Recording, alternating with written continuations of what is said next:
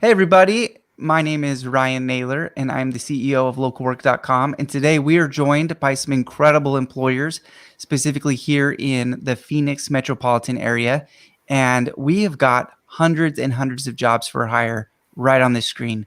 And that we are super excited about that. We get to kind of showcase who's hiring and specifically what they're looking for. And we're gonna shift things up a little bit. We're gonna do a little bit different of format that we typically do every week. But as we got people kind of jumping into the live feed, just a quick reminder, feel free to post any questions into the comments area and we will address them throughout the feed. If you're watching this afterwards, drop in the comments. We circle back through and we'll help answer those questions as well. But right out the gate, we're going to go through and I'm going to ask some very specific questions that job seekers have been asking me kind of in between videos. And I want a chance to be able to managers and recruiters kind of face to face. What is it that you guys are seeing? So right out the gate, Robin, thank you so much for joining us. I got a quick question. We had a job seeker ask, how should you dress for a Skype interview? I know things are completely changing. We always want to present ourselves a little bit better than normal when we come into a face-to-face interview. But how do we do it on Skype? I mean, what's the go-to process there? I would say for a Skype or any kind of video interview, you still want to go ahead and dress professionally. That doesn't always mean that you need to, for the guys have a suit and tie, or you don't need to overdress, but you want to give a professional appearance. Oh, perfect. And background, I mean, what should they do for a background, Robin? Well, the less distracting a background that you have is better, but we understand that this is an unusual time. So the key thing is that you want to be able to make sure that you're the focus. So as long as they can see you clearly on your face, and kind of have that visual interaction, I think that's fine.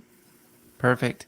Dahlia, I'm going to throw one over to you. You guys are hiring at Southwest for hundreds of positions. You guys always are hiring for positions and you guys see a lot of candidates.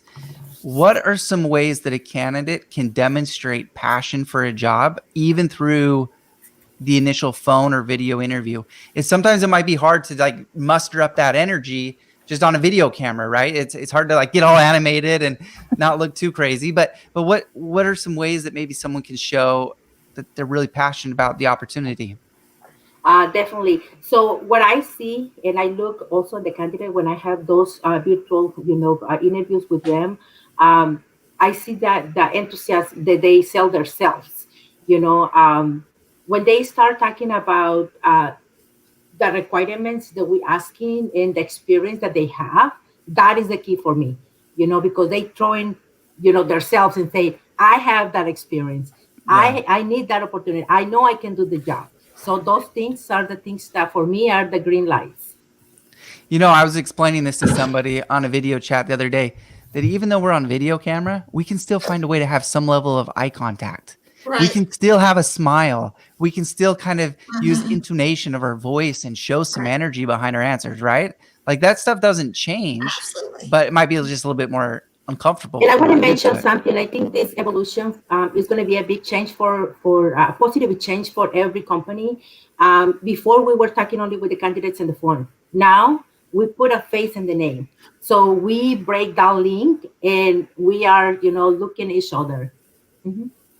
Perfect. Nancy, I got a question for you. It's a hard-hitting one. Okay. It's very, very uncomfortable. This one is tough for job seekers. When should they follow up? I get that question almost as much as any other question out there. I had an interview, but I don't want to sound annoying. I don't want to be kind of like that guy. So how do they follow up with you? What's the right approach? Well, what we do at CPAS, which is an acronym for Community Provider of Enrichment Services, after we do our initial interview, we automatically send all electronic employment documents. And that's our standard. It hasn't changed in this current situation. So the need to follow up isn't as much of a question mark in our candidates' minds, because they are having to complete our employment documents and get those back to either myself or whichever recruiter they've talked with. So it is sort of a fluid process with us. Mm-hmm. Once we get the employment documents, of course, we verify that we have them. We have some processing that we do at our end because we are a healthcare provider. We do need to do a background check, and we do all of our reference checks.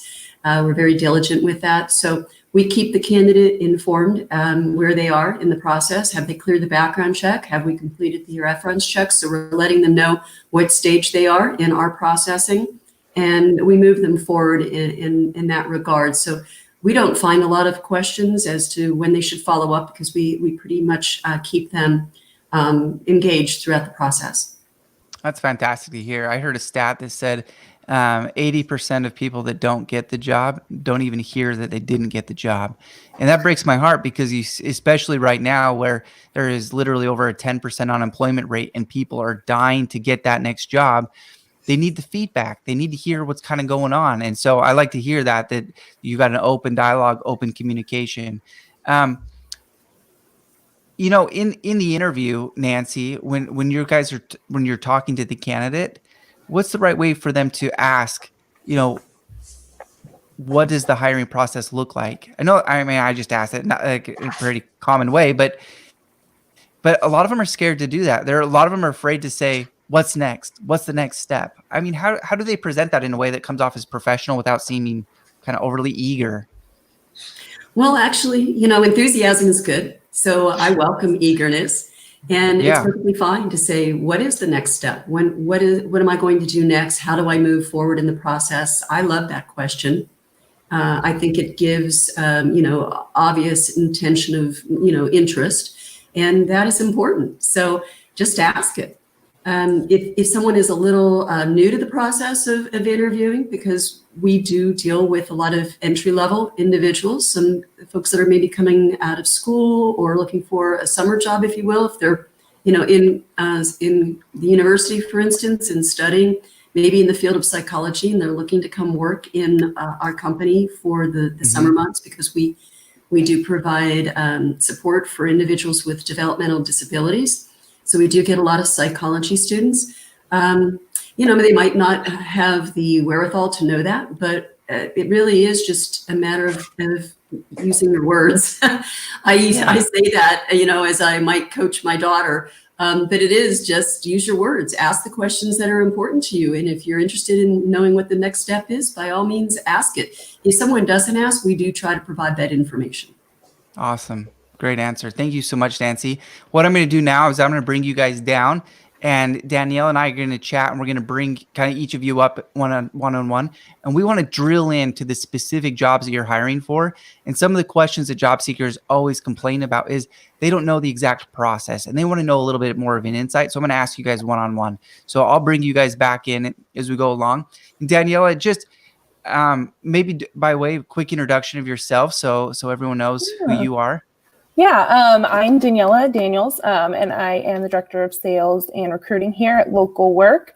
I handle, as all of you guys have probably seen, as far as the employers go, I'm working with them. Really, what we're doing now in this new environment is just ensuring that we are being a resource to our employers and job seekers alike.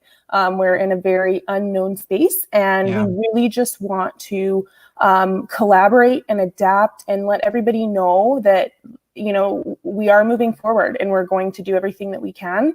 So I'm here, and I'm working with Ryan to continue to represent the Local Work brand and again, be a resource to the community as much as possible.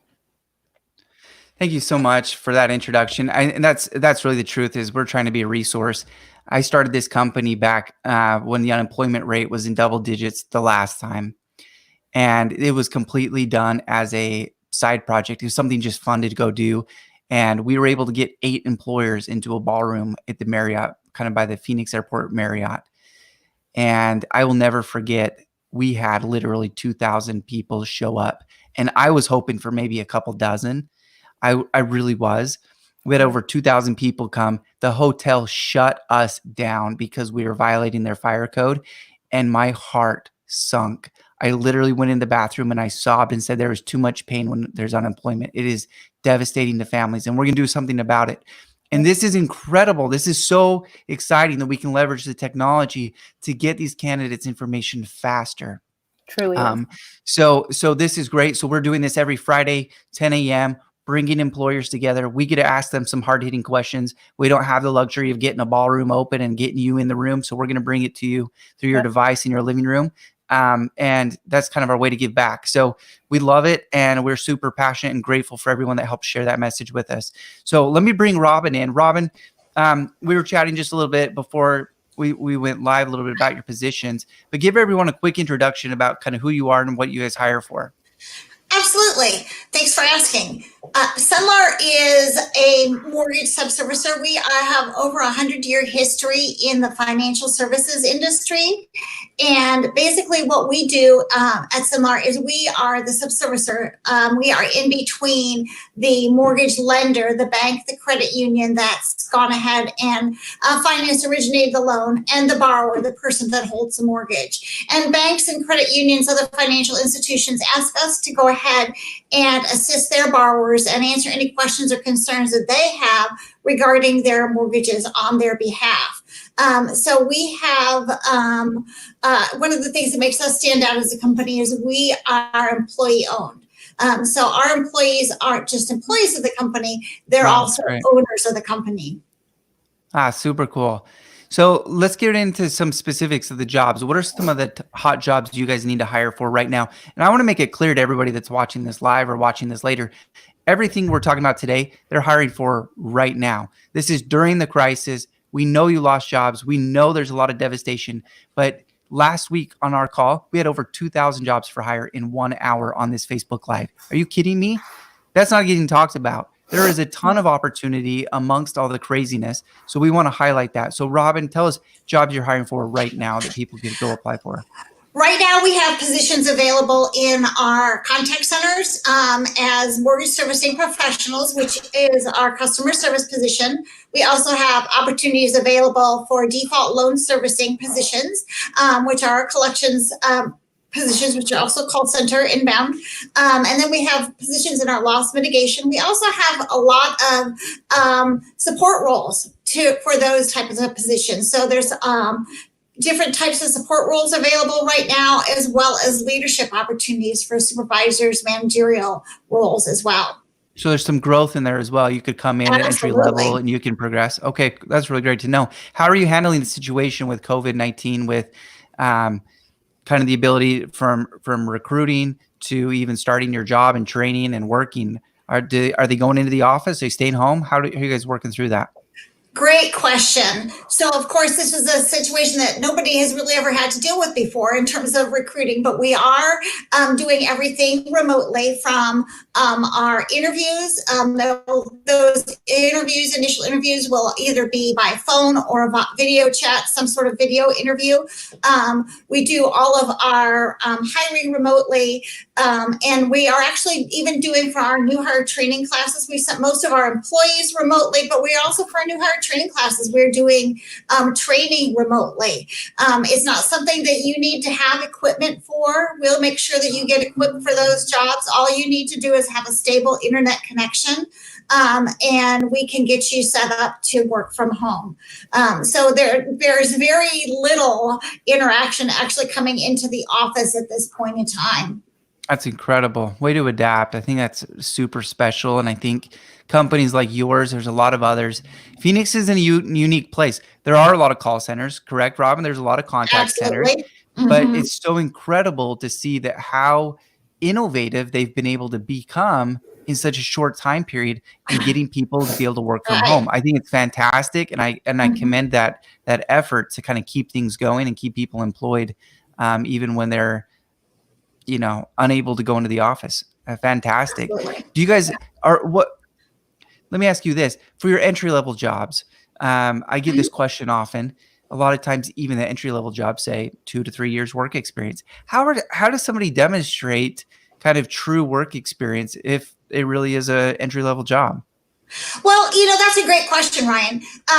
Entry level for entry level jobs, we don't necessarily look for people that have extensive work experience in the mortgage industry. We are looking for people that can demonstrate good customer service skills.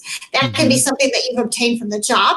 Maybe you've done some volunteer work. We would actually also consider someone who has volunteer work experience. Maybe you've had experience dealing with customers or people in another way. Maybe that's through some kind of charitable organization or school group, or you worked, with other people at your school. You've done groups that way. So we would consider a lot of different things as experience that we're looking for, but mostly we're looking for a lot of those soft skills that people have in terms of that ability to provide good, upbeat, positive customer interactions. Thank you so much for sharing that, because I talk to a lot of job seekers that I like to coach a lot of job seekers just coming into the workplace. And when they start to write their resume, they do a lot of this. I don't know what to put on there. It is blank. There's a lot of white space and they struggle. And I go back to, what did you do? Were you part of a sports program in high school? Were you part of a club or an association? What kind of communication, what soft skills did you learn during that experience? And that becomes experience that becomes applicable into a work environment so that you can kind of get your foot in the door. And so thank you for sharing that, because I think a lot of people forget the power of soft skills and where they acquired the soft skills. Where did they nurture those soft skills? And that could be some good areas to put onto the resume. Absolutely. Yeah, that's great. Cool. Anything else about your jobs? We actually put a link up to your positions in the chat here. And we've also got a link to all of these jobs on our website. There's a red banner at the top of the page on LocalWork.com with a link to all of these jobs. But what anything else that we can know a little bit about the company and the hiring experience that might be beneficial from a job seeker to have a little inside access? Well, initially, after you apply for the job, you should expect to be contacted by someone within a week of your application. If you meet the qualifications for the role, then we'll be contacting you. The initial interview will be a phone interview with one of our recruiters, followed up by a possible second interview with one of our leaders. We're making our hiring decisions very quickly. We have lots of opportunities coming up in a variety of different roles very quickly, and we're always looking for people. We have ongoing opportunities. We have both full-time and part-time opportunities available. So it doesn't have to be somebody that's looking for full-time. We're willing to work to consider people that are looking for part-time opportunities as well. Perfect. Well, thank you, Robin, so much for joining us today. Again, we'll link to all of your jobs here on LocalWork.com and in the comments area. So thank you so much for joining us. Thank you, Ryan. Thank you. All right, Danielle, we're going to bring in Dahlia, not to be confused for Danielle. It's too close for comfort here for me. Thank you so much for joining us. Can you give us a quick little background, kind of yourself and kind of the jobs you guys are hiring for? Yes, my name is Dalia Oliveros. I'm a senior recruiter from Southwest Key Program. Southwest Key Program is a nonprofit organization. We have almost over 2,000 employees, and we have those programs in 6 different states. Only here in Arizona, we have 7 locations. We have in all the valley. We have 2 in Mesa, 2 in Phoenix, 1 in the West. We have 1 in Tucson as well, and 1 in Youngtown. It's a big, for those that don't know kind of what you do, can you explain? Because I love this nonprofit. I love what you guys do. Can you give a little background there? Yes, absolutely. Southwest Key Program primary focus is a multiple residential facility that they run unaccompanied minors. Those minors are immigrants. Those little kids and youngs that they try to cross the border in themselves. So what Southwest Key Program is providing them is housing, education. We also provide legal department for them, so then we can assisting them to reunify with families or also look for sponsors for them. That's fantastic. So you guys are hiring for all the support roles to make that experience as smooth as possible. What kind of positions are you guys hiring for right now that you guys could hire as soon as possible?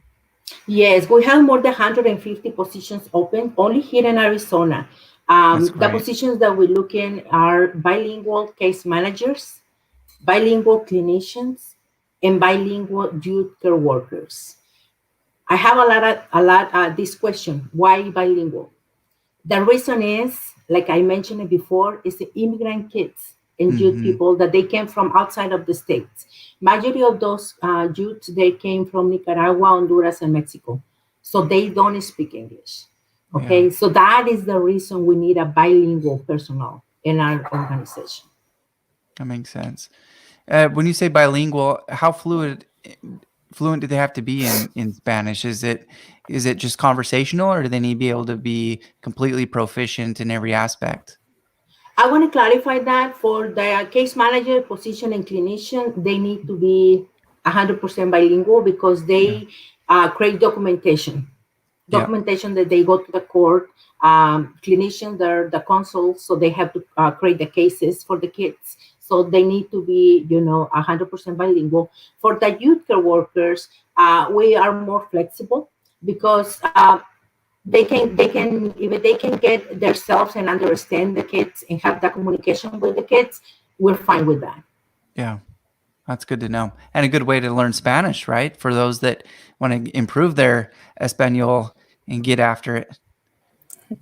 Perfect. Absolutely. You know what? I have a lot of questions when I do the interviews with the candidates, and I'm really excited when I hear candidates that they say, "Well, I speak a little bit, but I'm really open to learn a second language." Yeah.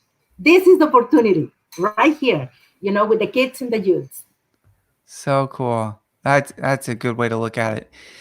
Tell us a little bit about kind of your hiring process. If we want to give some inside access to these job seekers and let them know, what is it you look for? What is it something during an interview that you say, that's somebody that I'm interested in hiring? What are some of those elements? Yeah, the first one is we need to look. We're looking for people that they have the passion to work with children, with youths, that they have that Hmm. kind of communication, that they can have the link with them. Hmm. Um, Also, we're looking for the experience. Majority of our jobs we require 12 months of consecutive work working with kids or youths. That is one of the requirements that we ask. That makes sense. So they can demonstrate their patience, their ability. Again, it goes back to the soft skills that we talked about earlier, right? They can demonstrate those ability to communicate efficiently. They've got patience. They've got empathy. They care about those they work with. That might be a good way to do it. Cool. Well, anything else? Any other inside information, Dahlia? We can know a little bit about Southwest to kind of help somebody get a job with your organization. I'm sorry, Brian. I didn't hear the question. Any other tips and advice about kind of getting a job with your organization that, what are any specific skill sets that really stand out that you really want to see come in? I think the what I mentioned it before is to only have that experience and the passion work with the kids and youths. We try to make a difference in another life. So if you have that passion to do that, I think this is the correct job for you. This Okay. is an organization that help those children, and we need those people that they be voluntary to do themselves and try to do everything in their hands to helping as well. With us. Oh, so good. Thank you so much for joining us today. We put a link to your website and your careers page right there in the comments area of the video so people can click on that and dive through. Again, you've got a number of locations around the country. I think it defaults to show the US, but you can filter through and find the exact location. There's several locations just here in the Phoenix metropolitan area. So again, thank you so much for joining us, and we'll make sure we get comments or questions over to Dahlia if you leave them in the comments area a little bit later. Thank you. All right, let's bring Nancy in. Nancy, I have really enjoyed learning a little bit more about your organization. Tell me, why don't you introduce yourself and a little bit about Sure. what you guys are hiring for? Okay, absolutely. Well, I'm Director of Recruitment for CPAS. Again, that acronym stands for Community Provider of Enrichment Services. We're a company headquartered in Arizona, specifically Tucson, which is where I'm located. But we have facilities throughout Arizona and also throughout California. So in Phoenix, we have approximately 39 sites that we operate. We go as far north as up in Payson. We are spread throughout Tucson and all the way down through southeastern Arizona into some of our more rural communities, Safford, Douglas, Sierra Vista is not especially rural, but we do have representation throughout a number of communities within Arizona and also throughout California. So what is CPUS, you might ask? Well, we are a company that is supporting individuals with developmental disabilities. Our mission, our goal is to recognize and support the value of every individual. So we are looking primarily for direct support providers. That's the largest number of openings that we have, although we do have lead direct support providers openings and site coordinator openings in Phoenix as well. And in Northwest Phoenix, specifically the Glendale, Peoria area, we are looking for behavior technicians to work in a residential group home, actually 2 residential group homes that are dual diagnosis homes located in the Glendale, Peoria area. Now for the direct service provider position, there is no experience required. The soft skills that we've all been talking about again play a major role in what we're looking for. So compassion, caring, and the ability to really look out for the a person in their life, care for them in a residential environment, very much just like being in your own home, caring for a family member. So it's a very rewarding field and one that we find many people gravitate to because of the takeaway that they get from it personally. Oh, it's fantastic. You guys have a lot of employees around Arizona. How many employees do you have a guess kind of where you're at? We're probably at about 800 employees in That's Arizona. incredible. Wow. Yeah. Fantastic. And We're a about how many large openings? organization. Right now, in the Phoenix area, we have approximately 60. But So cool. that number actually expands because we do also hire what we call relief staff. Those are on-call individuals, and we were regularly hire on-call. So there's not a set number of those individuals. We can always use on-call. So if there's somebody out there that is, wondering what to do, they maybe have lost their job, their kids are at home, and they don't have a specific schedule that they might be available for, on-call is a great way to, earn some money. And how that works is, we call our on-call staff for shifts that are available, and they have the opportunity to select or decline that opening. So it's a great way to pick up some additional money and to work, shifts that fit within a specific schedule. It's very flexible. Oh, that's great to hear. I think that there's a lot of folks that they're going to need to pick up some extra shifts kind of coming out of this, especially they might get their full-time job, but if they can pick something up on the side where they can work kind of nights and weekends and be able to still support and have a give back and have, I love these types of jobs. They can give back to the community, get involved, really change people's lives. I think it's fantastic. Exactly. And, the unique thing about our position or our locations is that they are group homes, the residential group homes, and they are not open to the public. So our caregivers are different than hospitals or clinical staff because we are not open to the public, which really is a controlled environment right now, provides us with the opportunity to maintain all of health and safety standards and also the social distancing that's needed. And that's kind of unique in many respects, especially in the caregiving or the healthcare industry. So if someone is concerned about, as we all are, about proper health and safety standards, this is an opportunity to work in a controlled environment and feel a greater level of safety and security. Oh, that's wonderful.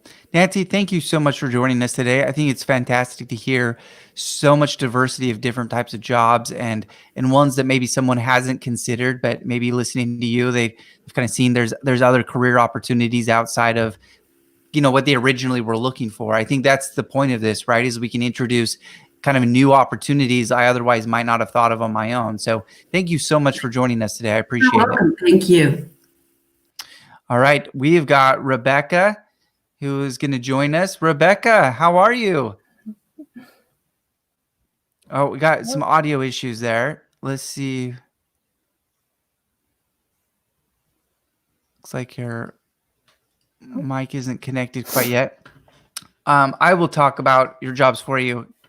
I'm not an employee, but I will talk about them while we get your mic fixed out here. So Rebecca is with the state of Arizona, and she's with the Arizona Department of Health Services. And I pulled up your guys' website, and there are a number of jobs. And the thing that I love the most about it is most of them are posted within the last 2 weeks. And there's a lot of demand out there. Any luck on the microphone yet?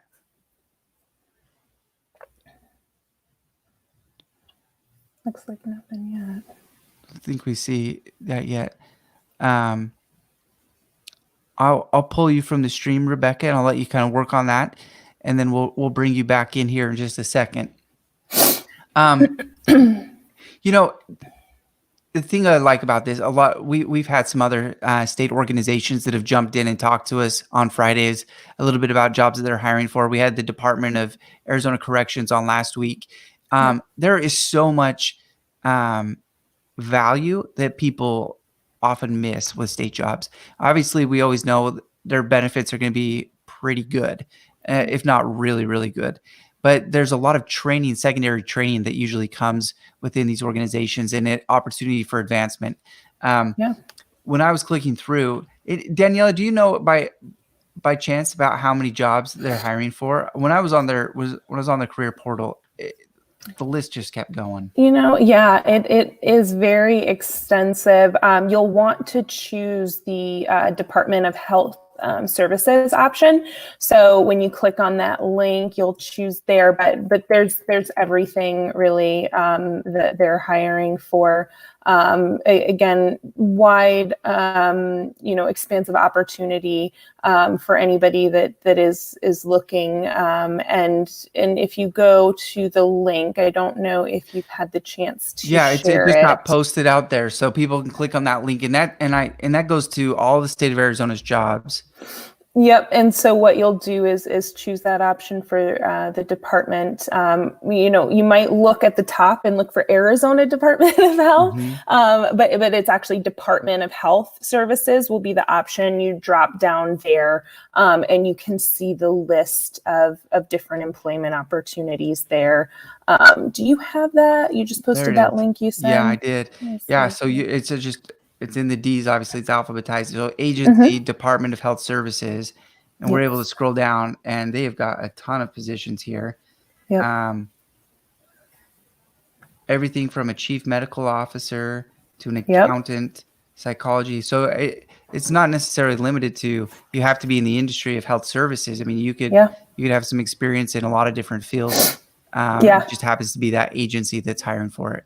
Exactly. I would highly encourage everybody out there to definitely click on that link and choose the Department of Health Services and take a look. Because to Ryan's point, it runs the gamut. And lots of great opportunity. Okay. Rebecca, any chance you got the mic working here? Let's see if we can pull you in and see how it's working. Oh, there you are. Fantastic. And I'm not. As you can tell, we're mostly teleworking from home. So usually my team has job security as long as I'm working here. So that was a win for me on that one. Fantastic.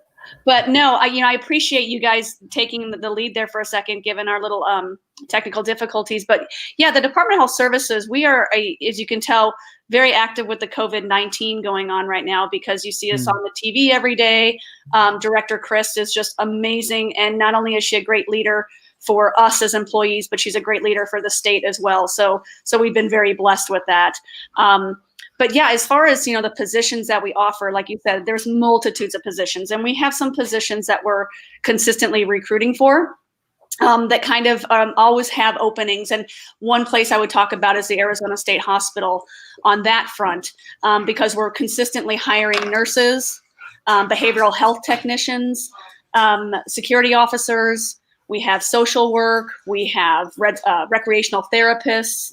So there's a lot of different positions, and those all fluctuate in different degrees of levels. So we have entry level positions where maybe you have, if on the behavioral health tech side, you just have some direct care experience, might be caring for a loved one, or maybe you did work at a facility where you took care of individuals, patients, that type of stuff.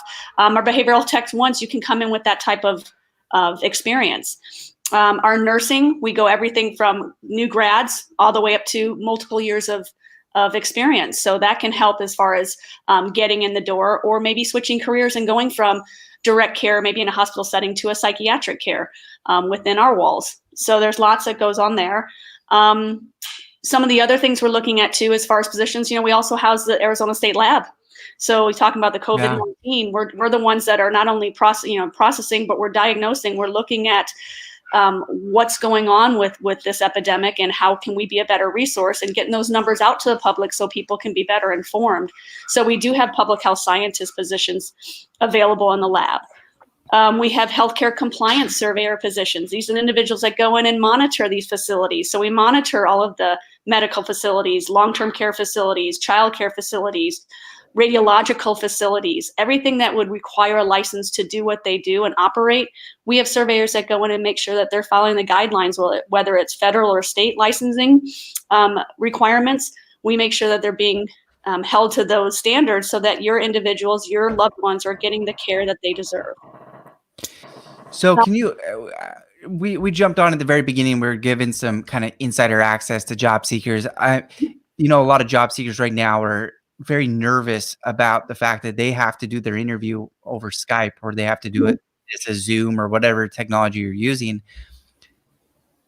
What kind of feedback can you give them when they're saying, I'm really nervous about having to do a video feed from my living room? Well, look at me. I'm an example. Well, see, that's the point that I'm trying to offer to folks is like, hey, listen, they're in the same boat that you are. Absolutely. We're all working from home. I saw a couple of kids walking behind you, and I loved it because that's what I'm trying to tell everyone. It doesn't matter if you're the job seeker or the employer. We're all kind of pigeonholed. We've got our family around us. Right. I'm surprised my 3-year-old hasn't kind of hit me in the head with a Nerf ball yet. Like, that's just the reality of today's marketplace, and that's okay. It's okay. It's okay. And those are some of the things that we're working diligently with our hiring managers, because, when you talk about, I've listened to some of the other presenters, what does it take to come on board with us? Just like many of the other companies, you're going to start by applying online, sending your resume in. One of the things that I do like to speak to people about when applying to the state, making sure that when you're reading the job description, the job announcement that posted out there, look and really make sure, do I truly qualify for this position? Because the last thing is, we don't want people to kind of just apply willy-nilly so that, hey, hopefully somebody might bring me in, because some of our positions are very niche and you need to have certain qualifications for it. And we don't want you to start applying and all of a sudden build up an application level of 552 resumes into the state. Because then are you really just hoping, or are you really applying to what your skill set fits? So looking at that, I think, makes a big difference. But, it is scary in that fact. But when we receive the resumes, I have a team of recruiters that will review those resumes based on what the announcement talks about, but also what the hiring manager need really is. So maybe we have some epidemiologist positions, which right now we know is another very high in demand position, because with the COVID-19, a lot of the data that we're gathering is coming from a lot of databases, and we're trying to compile it so that we're getting the best, numbers for accuracy for the public. But some of those epidemiology positions might be very specific. It might be an informatics epi position. It might be a chronic disease, epi position, a statistical epi position. So kind of looking at what it says to apply. But once we review those resumes, we pass along to the hiring managers, and then they choose which individuals out of that list they feel would be most qualified to interview. And then they'll be the ones that reach out to set up the interviews. And most of them have gone to this type of setting of reaching out via either Zoom. Sometimes it might just be a telephone call. We usually do a panel. So there may be 2 or 3 people on the phone with you that will be asking the questions. But in the most part, it's really nice to know that there is no there's no stupid questions. If you need more information, the hiring managers are really good about explaining more to you. But it's interesting because given the dynamics of where we are, like we talked about working from home, some positions we have now, we may have to put on hold because they don't have the capability to do the full-blown training that this individual is going to need when they come on board. So some we may put on hold until this settles down, but there's some that we can do face-to-face like this with your hiring managers, that once you come on board, we can provide the training and give you the support. Because just like any other job, any other employer out there, we want everybody to be successful. We want you to come in, find a career that you can grow in and be happy with, but also stay with. Yeah. So that's fantastic. No, I really appreciate you joining us today. There's so many great jobs that the state can offer that I think a lot of people might overlook, especially in today's climate. You guys are actively hiring, and I love that. They're active. They're not saying, "Oh, let's just wait around, see kind of how the cards unfold." You're pushing forward. And you're active on the website. All, like I was saying, those job postings online, I mean, those are active. You have several just posted yesterday. So I can see you're actively hiring, and I think that's a really great sign that things are moving forward. Absolutely. And Danielle, you made a good point. You can go to azstatejobs.gov to look at positions. And if you do the drop down and do it, the Department of Health Services, you'll just specifically get our agency. But we have 100+ agencies around the state. So if health services isn't, in your wheelhouse, and maybe you don't want to have that, our motto is, we want to, make a difference in the lives of all Arizonans. We want to do, health and welfare of all Arizonans. Maybe that's not your niche, but maybe you have, auditing in your world and you want to get into auditing, you can check out Department of Revenue. So look on there, and every single state entity post to that job board. So that can be another opportunity for job seekers out there. Even though, yes, I love my agency, come work for us, I don't want people to think that there's not any other opportunities out there. How does that look like if I'm employed with your agency and maybe in 5 years from now, I want to get some different experience and transition to a different agency? What does that process look like? And is that kind of frowned upon, or is that kind of a normalized element? No, it's not really frowned upon. Of course, like I said, retention is always huge in any recruitment that you do. We like to retain and grow our own individuals, but sometimes your skill set gets to a level to where maybe you level out. And there might be another facility that offers that next step for you. One of the great things, and Daniela spoke about this as far as the benefits go, one of our biggest benefits is our retirement system. And so once you get into the state system, you start working with what they call ASRS, which is our state retirement. And it's a compensation plan where basically when you retire, you get a monthly benefit for life. So it's not a contribution with a 401k where you put into a position and, after a period of time, that money's going to run out. This is, a true benefit that the money you put in, the state matches. And when you retire, it's a benefit for life. So it's a different compensation plan. So a lot of people, once they enter state service, they really don't want to leave. So does that mean they might have to go to a different agency? Absolutely. We're even allowed to interview with other agencies on our time. So it's something that is welcomed. But like I said, we do like to keep retention as well. Yeah, no, that makes sense. I totally understand that. Well, thank you so much for joining us. I think it's very exciting that, we could have, 4 quality organizations here today, all hiring right now in the middle of, quote unquote crisis. We're still out there. We're making things happen. We're leveraging technology, and I commend all of you, and I thank the guests for joining us today. If anybody has any questions watching this afterwards, go ahead and throw that in the comments area. Danielle and I are going to circle it back around. Danielle, you get the last word. Any last comments? I just want to, I think a big takeaway from this was just those soft skills, don't count yourself out. I know a lot of times the go-to is, your customer service or your warehouse. Think back, what have your experiences truly been? Because that really counts. I think every employer today spoke to soft skills. So take that as a huge point, and don't discount yourself. Look back and know what your experience has been and how that can bring value to a variety of opportunities that are out there right now. Absolutely. Awesome. Thank you again, everybody, for joining us. And thank you, Ryan, Danielle. Thank you so much. Get you more people. Thanks. Bye-bye. Bye, guys. Bye. Bye.